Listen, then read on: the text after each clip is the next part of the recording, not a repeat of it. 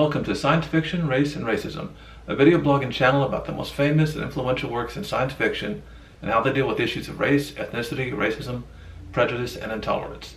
Both the best and the worst, the most groundbreaking and insightful, and the most callous and clueless.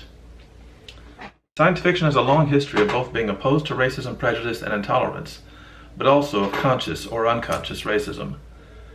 Science fiction fans, authors, and works are often said to be above, beyond, incapable of, and far past any prejudice. That is often the appeal of sci-fi, especially the most utopian works. Sometimes a sci-fi setting, story, or theme can be another way to comment upon, critique, or tear apart prejudice and hatred. For others, sci-fi is pure escapism, a way to get away from such issues. Sometimes this backfires. The most escapist sci-fi work is often the most racist. Sometimes the same three approaches or beliefs coexist within a work of sci-fi, within an author or a sci-fi fan. My name is Carroll. I'm Associate Professor of History at Northern Virginia Community College. I teach American, American Indian, and Latin American history. I've written mostly about wars, veterans, human rights, and genocide. I've also written some science fiction, mostly alternate history, including a sci-fi alternate history book, The Man in Black, the first of a series. This is the fourth video in the third of 5 videos about the most popular and influential sci-fi series of all time, Star Trek. In over 50 years, there have been 8 television series, 13 films, novels, comics, magazines, games, theme parks, exhibits, fan conventions, and fan-made films and series. And a huge number of fan sites. A big part of its popularity is its optimism, idealism, even utopian vision. Its point of view, infinite diversity and infinite combinations is a central part of why it caught on and remains influential. The first series began in the middle of the civil rights and anti-war movements.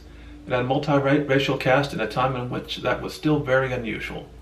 It had in Spock a mixed-race character, presented as mixed species, and mixed-race relationships at a time in which it was actually illegal in much of the rest of the world. But for all its powerful symbolism and arguments for a future where racism and prejudice were problems of the distant past, the series and films often showed themselves to still be very powerfully influenced by the racist assumptions of the time in which it was made. Start with something very obvious. Most of the original cast and crew were whites, European ancestry. Out of 8 regular characters, 6 of them were white, 5 of them white males. These proportions are roughly similar for the rest of the crew and the rest of Starfleet depicted. In the future, are European ancestry people 3/4 of Earth's population? This has never been true at any time in human history, not even during the African slave trade, or when some Europeans and their descendants killed over 75 million natives with multiple genocides. Surely, Star Trek's writers were not arguing whites who made up only 1/6 of all humans make up 3/4 of all humans in space in the future. This would imply either mass deaths for Africans, Asians, and others in wars or plagues, or that in the future humans outside of North America and Europe have low technology, or either never desired or were not allowed space travel. Obviously, Gene Roddenberry and his writers were constrained by what American network TV would allow at the time. Compare the original Star Trek cast to other series of the time, almost all of them all white, and the original Star Trek looks downright radical. A cast that was mostly Asian, African, Latino, and Arab came much closer in later series and films, though it took another 2 series to have as a main character a captain who wasn't white. But some of this strange black portrayal of Asians continues even into the most recent portrayals of Star Trek. Why aren't Asians most of the human Starfleet members, as they are most of the world's population today? There was no excuse for this even in the Next Generation series.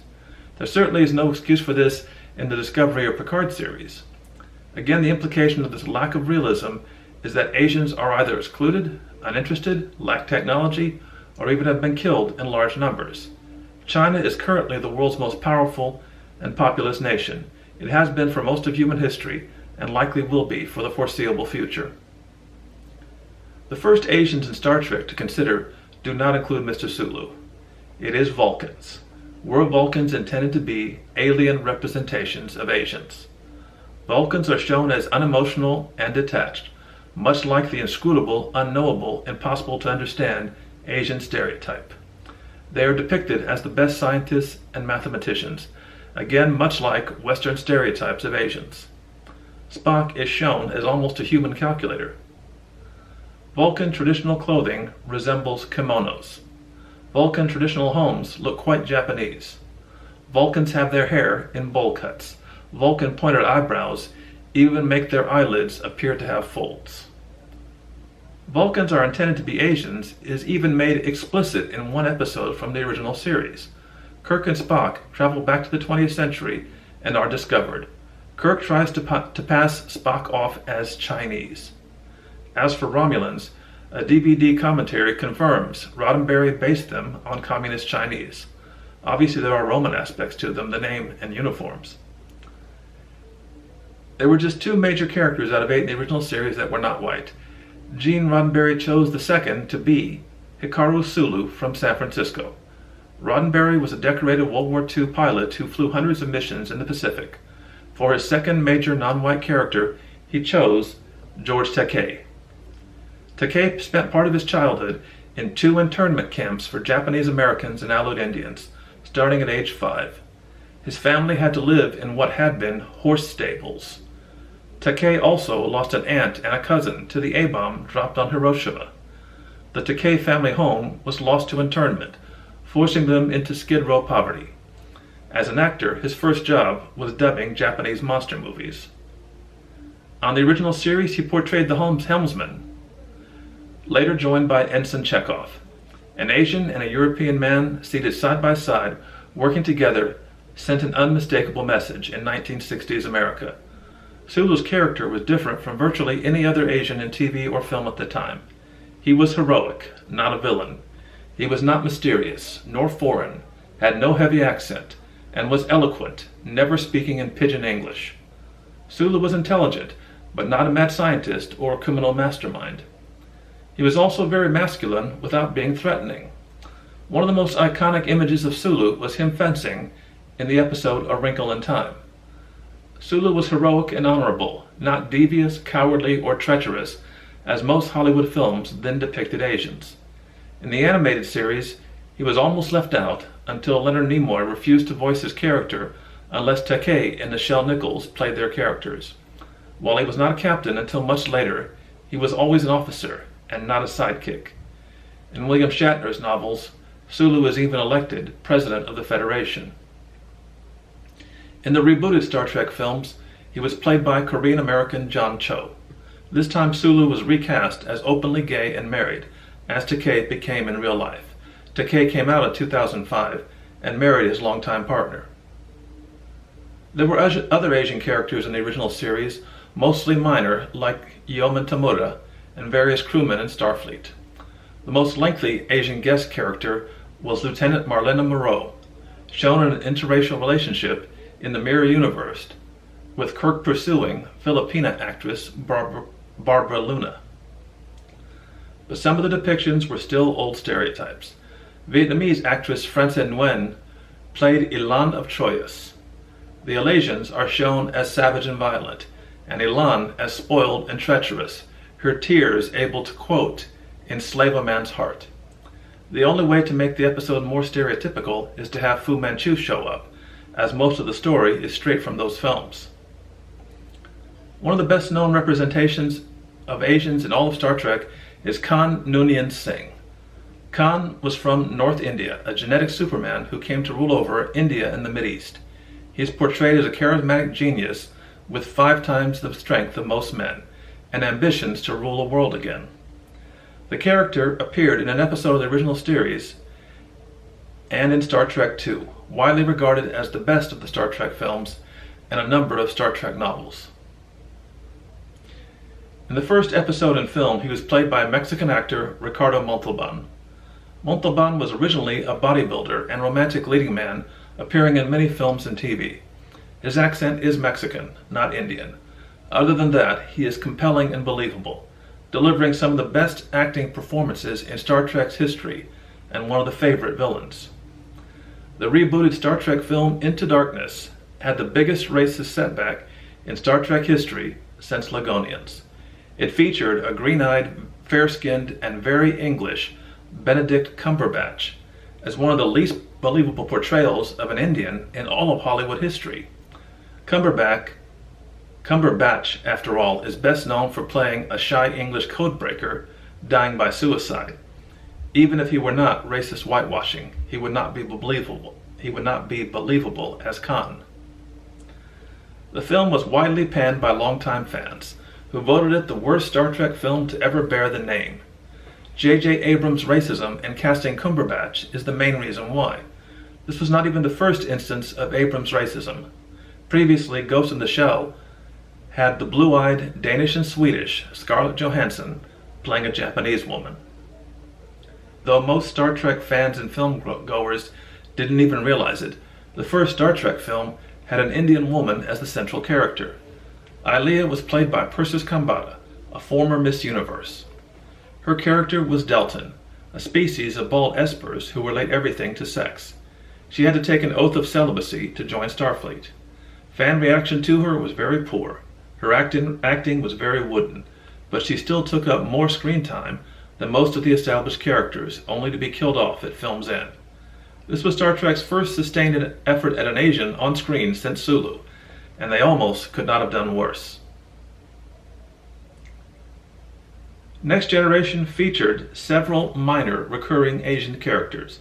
Nurse Alyssa Ogawa was played by Patty Yatsutake in over a dozen episodes and 2 films, but she never had more than brief appearances.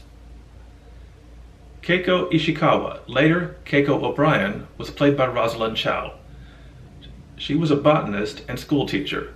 Next Generation and then DS9, Deep Space Nine, include depictions of Keiko's culture, her speaking Japanese, eating Japanese foods, her grandmother's calligraphy, and her marriage in Japanese traditional wedding dress.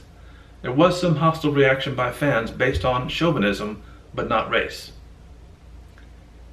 Harry Kim on Voyager remained very undeveloped as a character, despite being in a long list of stories, and that was a complaint shared by the actor portraying him, Garrett Wang. In theory, he is a symbol of multiculturalism. In fact, he was more one of assimilation. His backstory says he was born in North Carolina. He has an anglicized first name. All his interests have no relation to Korean culture, and there is no mention of it in the series.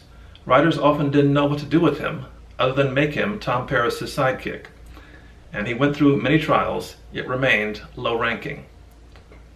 The least popular and acclaimed Star Trek series, Enterprise, featured linguist Hoshi Sato, played by Linda Park. She is able to translate most tongues she encounters, making her, unlike Uhura, central to most missions. But many fans criticized the character as ineffectual, weak, often there to scream for help, and a poor version of Uhura. It took all the way until 2017 for an Asian commander to be a central character. Michelle Yeoh played Captain Philippa Georgiou, and also an extended role of her Mirror Universe counterpart, the Empress. Both characters were Malaysian, like Yeoh, making them the first Asians in over 50 years of Star Trek to not be Japanese, Chinese, or Indian. Yeoh's performance as the Empress was a rarity, an Asian villain whose villainy was portrayed without racist aspects attached. Like Shaniqua Martin Green, some racists attack Yeoh's casting, only to be drowned out by the vast majority of longtime fans. Discovery also featured Pakistani-British actor Shazid Latif playing Ash Tyler. Tyler has no ethnic group listed, though he has an English name. Latif has played mixed English characters before, as Dr. Jekyll on Penny Dreadful. Very little attention was paid to this, far more to the plot twist of Tyler as a Klingon genetically altered to appear human. Though Star Trek can point to landmark Asian characters like Sulu, Khan, and Empress Georgiou, other Asian characters were token, and almost half of them were Japanese. Older stereotypes made their way into characters in the original series, and racist whitewashing into the most recent reboots. Every Star Trek series has a mixed record depicting Asians, starting with the fact that they are, incredibly illogically, shown as a small minority still outnumbered by whites in the future. This is the end of the 4th video. I look forward to your comments and questions. Please repost freely, like, share, and comment. Next video we will discuss Star Trek and Latin Americans. This has been Science Fiction, Race, and Racism video blog and channel.